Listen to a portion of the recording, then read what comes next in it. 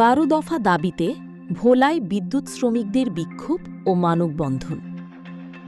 Organogram সংশোধন, outsourcing নিয়োগ বাতিল ও স্থায়ী নিয়োগ চালুসহ 12 দফা দাবিতে ভোলায় মানববন্ধন ও বিক্ষোভ করেছেন ওয়েস্ট জোন পাওয়ার ডিস্ট্রিবিউশনের ওজোপাডিকোর কর্মীরা।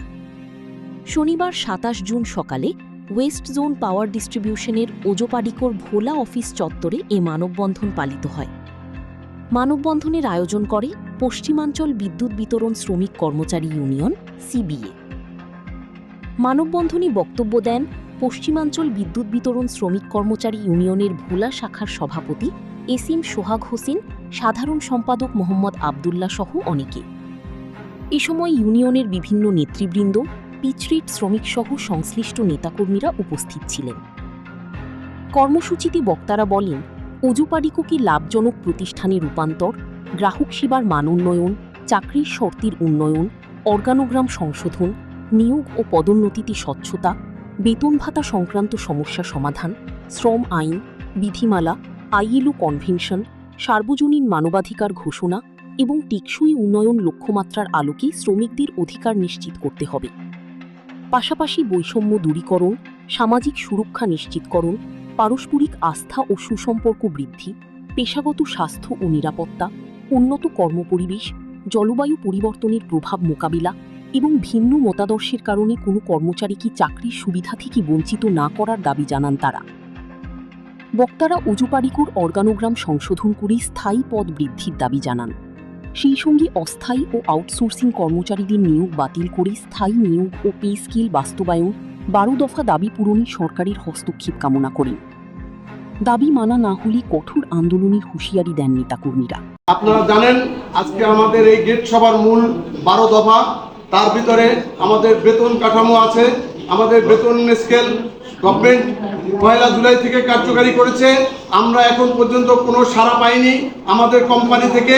আমরা আমাদের যে রুজির দাবিতে আমরা সবাই একত্রিত হয়েছি। আমাদের সাথে আছেন আমাদের পিসরেট ভাইরা, আমাদের লাইন সহকারী ভাইরা এবং অন্যান্য যারা কর্মচারী আছেন, সবাইকে আমার পক্ষ থেকে ধন্যবাদ জানাই। আপনারা নিশ্চয়ই অবগত আছেন, আমাদের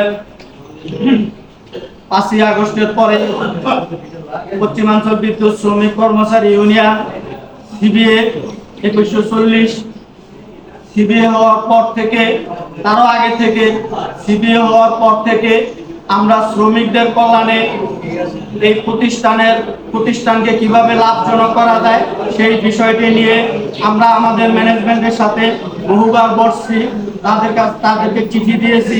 তারা আমাদের সেই কথাকে কর্ণপাত না করে তারা ফ্যাসিস্ট আমলের সেই ধারাবাহিকতা পরিচালনা করে যাচ্ছে।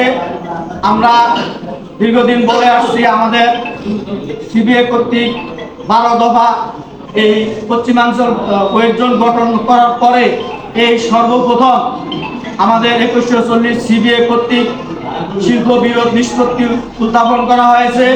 সেই লেবার ল 102 ধারা মোতাবেক শিল্প বিরোধ উত্থাপনের পরে 15 দিনের ভিতরে কর্তৃপক্ষ সিবিএ কর্তৃপক্ষের সাথে বসে এই সমস্ত সমস্যার সমাধানগুলো করার বিধান রয়েছে লেবার লতে।